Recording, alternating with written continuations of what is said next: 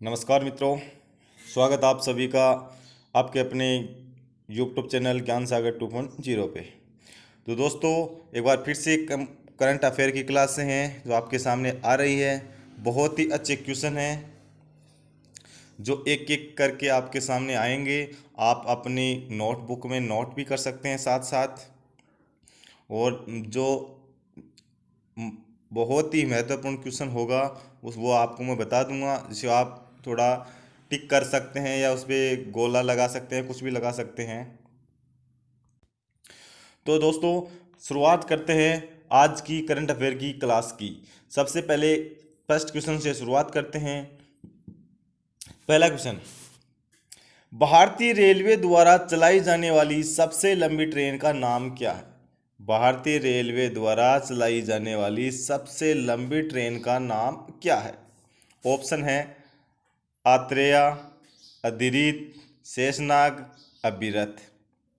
तो इनमें से कौन सी रेल है जो भारतीय रेलवे द्वारा संचालित की जाने वाली सबसे लंबी ट्रेन? तो दोस्तों, वह ट्रेन है शेषनाग। ऑप्शन नंबर सी यहाँ पर सही हो जाएगा। शेषनाग वैसे भी अपना लंबा होता है, उसके आधार पर मान सकते हैं। अगर तुक्का भी लगाना चाहें तो हम तुक्का भी आसानी से लगा सकते हैं कि शेषनाग लंबा होता है, उसी की ट्रेन के आधार पर ट्रेन भी लंबी होती है। और यह कब चलाई गई थी? यह चलाई गई थी 2 जुलाई। 2 जुलाई को चलाई गई थी और 2.8 किलोमीटर लंबी है मालगाड़ी थी, जो कि भारतीय रेलवे ने एक कीर्तिमान या इतिहास रचा है। और भारतीय रेल के इतिहास में अब तक की ये सबसे लंबी मालगाड़ी को क्या नाम दिया गया है? शेषनाग। अगला क्वेश्चन, पाकिस्तान सेना की पहली महिला लेफ्टिनेंट जनरल के रूप में किसे नियुक्त किया गया? मतलब पाकिस्तान की सेना की पहली महिला लेफ्टिनेंट जनरल के रूप में किसे नियुक्त किया गया है? Option A Begum Rahana, option B Shahida Badshah है, option C Shahida Malik, option D Nigar Jauhar. तो दोस्तों, इनमें से कौन सी वह महिला है जिसको पाकिस्तान की सेना की ओर से पहली महिला लेफ्टिनेंट जनरल के रूप में चुना गया है? तो दोस्तों, वह निगार जौहर। ऑप्शन नंबर डी यहाँ पर सही हो जाएगा। अगला क्वेश्चन, कौन सी कार कंपनी सबसे मूल्यवान कार कंपनी बन गई है? वह कौन सी कार कंपनी है जो सबसे मूल्यवान कार है कंपनी बन गई है? ऑप्शन है Tesla, Toyota motor Corp, general Motors, Honda motor company. तो दोस्तों, इनमें से कौन सी कंपनी है जो सबसे महंगी या मूल्यवान बन गई है? तो वह है टेस्ला। ऑप्शन नंबर ए यहाँ पर सही हो जाएगा। और इस टेस्ला के जो शेयर थे वो 1 जुलाई को, कब? 1 जुलाई को $1134 के रिकॉर्ड उच्च स्तर पर पहुंच गए, और जिसने इसे 209.47 मतलब 200.947 बिलियन डॉलर के बाजार मूल्य के लायक बना दिया। और टोयोटा के मौजूदा स्टॉक मूल्य से $4 बिलियन से भी अधिक है। अगला क्वेश्चन है, वर्चुअल रेस एक्रॉस अमेरिका 2020 के पहले संस्करण के पोडियम स्थान प्राप्त करने वाले पहले भारतीय कौन हैं? वर्चुअल रेस अक्रॉस अमेरिका 2020 के पहले संस्करण में पोडियम स्थान प्राप्त करने वाले पहले भारतीय कौन हैं? ऑप्शन है lieutenant colonel Bharat Pannu, captain Shriram Singh Shekhawat, captain Gopal Narayan Dewang और मेजर जनरल मोहम्मद अमीन नाइक। तो इनमें से पहले वो भारतीय है, उनका नाम आपको बताना है। तो वह है lieutenant colonel Bharat Pannu. Option number A आपका यहाँ पर सी सही हो जाएगा। और यह कब हुआ था? ये 28 जून को हुआ था। 28 जून को हुआ था, जिसमें पोडियम स्थान को सफलता करने के बाद ये स्थान इतिहास रच दिया गया था। और इस लेफ्टिनेंट कर्नल पन्नू ने 12 दिनों में 4086 किलोमीटर की कुल कवर दूरी के साथ लीडर बोर्ड पर तीसरे स्थान पर आए और 71,000 मीटर की कुल संचयी ऊंचाई है जो हासिल की थी, 71,000 की। अगला क्वेश्चन, वैज्ञानिक और औद्योगिक अनुसंधान संस्थान के सहयोग से किस संगठन ने संयुक्त रूप से ड्रग डिस्कवरी हैकाथॉन लॉन्च किया है? मतलब वैज्ञानिक और औद्योगिक अनुसंधान संस्थान CSIR के सहयोग से किस संगठन ने संयुक्त रूप से ड्रग्स डिस्कवरी हैकाथॉन लॉन्च किया है? ऑप्शन है मानव संसाधन विकास मंत्रालय, AICTI, ANCRTI, AMCI। तो इनमें से आपको बताना है कि वह कौन सा संगठन है। तो दोस्तों वह संगठन है AICTI। ऑप्शन नंबर बी आपका यहाँ पर सही हो जाएगा। और कब लॉन्च किया था यह? 2 जुलाई को किया था वीडियो कॉन्फ्रेंस के माध्यम से। और किसने किया था? जो हमारे केंद्रीय स्वास्थ्य और परिवार कल्याण मंत्रालय हैं, डॉक्टर हर्षवर्धन ने इसका किया था। अगला क्वेश्चन, निम्नलिखित में से किस भारतीय अमेरिकी को 2020 ग्रेट इमिग्रेट पुरस्कार से सम्मानित किया है? किसे सम्मानित किया है? ग्रेट इमिग्रेट पुरस्कार है।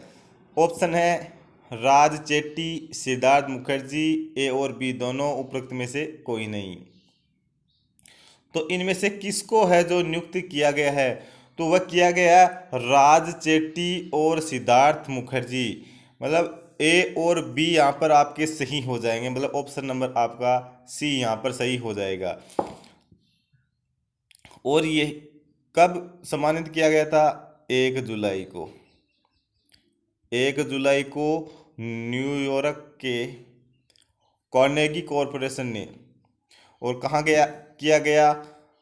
हार्वर्ड यूनिवर्सिटी राज चेट्टी में अर्थशास्त्र के प्रोफेसर और पुलित्जर पुरस्कार विजेता लेखक सिद्धार्थ मुखर्जी और राज चेट्टी को इसे सम्मानित किया गया है।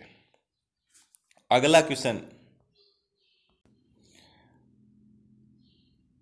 HFC और NBFC की सहायता हेतु विशेष नकदी प्रवाह योजना के लिए भारत सरकार द्वारा निर्धारित राशि क्या है? मतलब HFC NBFC की सहायता से हेतु विशेष नकदी प्रवाह योजना के लिए भारत सरकार द्वारा निर्धारित राशि क्या है? 20,000 करोड़, 40,000 करोड़, 10,000 करोड़, 30,000 करोड़। तो इनमें से कौन सी राशि है जो भारत सरकार द्वारा निर्धारित की गई है? तो वह राशि है 30,000 करोड़। ऑप्शन नंबर आपका यहाँ पर डी सही हो जाएगा। और इस योजना की घोषणा कब हुई थी? 13 मार्च को हुई थी। कब हुई थी? 13 मार्च को हुई थी। अगला क्वेश्चन, किस केंद्र शासित प्रदेश राज्य ने पौधे लगाओ पर्यावरण बचाओ, क्या पौधे लगाओ पर्यावरण बचाओ अभियान शुरू किया है? मतलब किस केंद्र शासित प्रदेश ने पौधे लगाओ पर्यावरण बचाओ अभियान शुरू किया है? Option number A Puducherry, option B Chandigarh, option C Uttar Pradesh, option D Delhi. मतलब किस राज्य या केंद्र शासित प्रदेश ने यह अभियान जो है शुरू किया है? तो ये किया है दिल्ली। ऑप्शन नंबर डी यहाँ पर आपका सही हो जाएगा। और कब किया है? ये किया है 2 जुलाई को। 2 जुलाई को पौधे बचाओ पर्यावरण बचाओ अभियान शुरू किया है। और यह अभियान कब से शुरू होगा? यह होगा 10 जुलाई से। 10 जुलाई से 26 जुलाई तक जारी रहेगा। और अभियान का उद्देश्य है नई दिल्ली में पौधे लगाना और 2021 तक हरित आवरण को 350 वर्ग किमी के दायरे में बढ़ाकर प्रदूषण को कम करना है। अगला question, R R holdings limited, R R holdings limited Ras Al खेमा है संयुक्त अरब अमीरात ने हाल ही में किस देश में एलपीजी व्यवसाय के लिए इंडियन ऑयल कॉरपोरेशन के साथ 50-50 संयुक्त उद्यम कंपनी का गठन किया गया है।